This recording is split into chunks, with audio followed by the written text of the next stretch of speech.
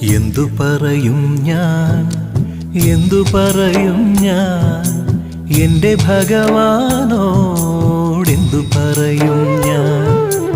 ഒന്നും പറയാതെ ഒക്കെയറിഞ്ഞോളും നിൻ പരിതാപങ്ങൾ ഒക്കെയും തീർന്നോളും.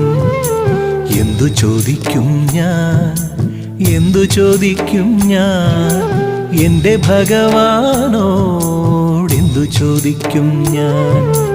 ഒന്നും ചോദിക്കാതെ ഒക്കെയും തന്നോളും നിന്റെ അഭീഷ്ടങ്ങൾ ഒക്കെ നടന്നോളും.